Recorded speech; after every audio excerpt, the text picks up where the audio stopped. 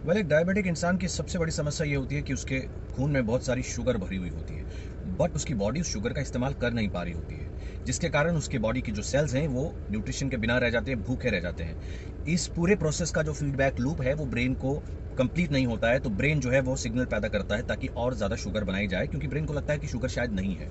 इस चक्कर में और भी शुगर बनते जाती है और भी इंसुलिन बनते चले जाती है। उस नई शुगर के बनने को हम कहते हैं ग्लूकोनियोजेनेसिस।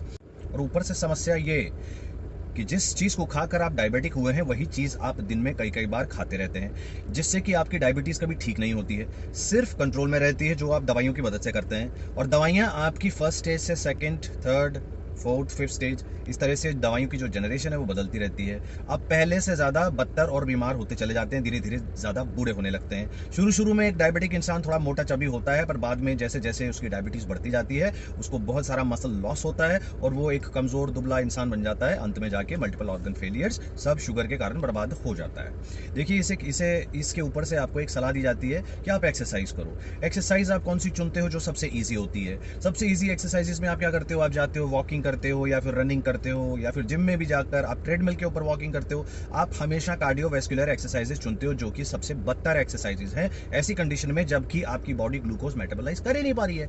तो आपको कौन सी एक्सरसाइज करनी चाहिए? आपको करनी चाहिए शॉर्ट बर्स्ट एक्सरसाइज, जिसमें आप और ज्यादा मसल्स बना सकें।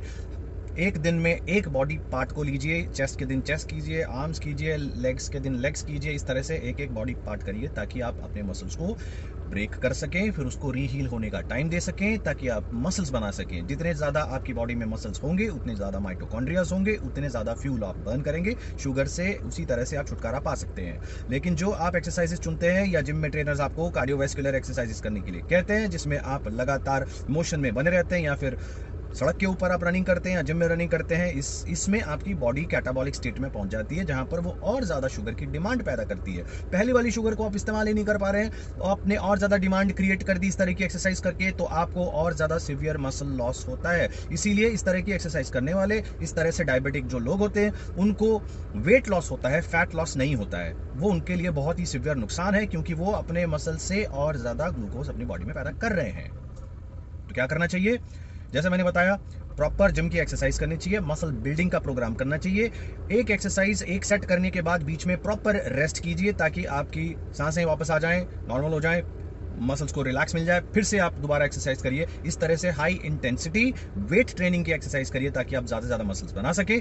बट सिर्फ एक्सरसाइज करने से आपकी लाइफ में कोई बड़ी चेंजेस आने वाले नहीं है, अनलेस कि आप न्यूट्रिशनली सब कुछ चेंज करें। जिन चीज़ों को खाने से आपको डायबिटीज़ हुई है वो सारी चीज़ें आपको बंद करनी चाहिए, धीरे धीरे उनको छोड़ देना चाहिए, और ऐसी चीज़ें खानी चाहिए जो कि कम ग्लाइसेमिक हो, जो आपकी ब्लड शुगर को कम बढ़ाएं, ताकि आपकी धीरे धीरे मेडिकेशन की ज़रूरत कम होती चली जाए और एक दिन वो ज़रूरत खत्म हो जाए। ऐसे ही डायबिटीज़ क्योर की जा सकती है। किसी परात में चढ़कर नाच कर नहीं की जाती, किसी जिम में ट्रेडमिल पे नहीं की जा सकती, बार बार मेडिकेशन लेने से नहीं कर सकते आप ठीक। आप मेडिकेशन की first stage, second stage, third stage से नहीं कर सकते। आपने देखा ही होगा, अपने आसपास की सोसाइटी में देखा होगा कि कितने लोग डायबिटिक होते हैं, डायबिटिक ही मर जाते हैं। फिर धीरे धीरे उनकी दवाइयां बढ़ने लगती हैं। एक दिन ऐसा आता है जब वो इंसुलिन के इंजेक्शन लेते हैं, उनकी हड्डियां तक कमजोर हो जाती हैं, बेड से सिर्फ उठने उठने में हड्डियां टूट जाती हैं, बाथरूम में स्लिप हो जाते हैं, क्योंकि मसल्स नहीं होते बॉडी के अंदर जो आपकी मोबिलिटी को कंट्रोल कर सकें।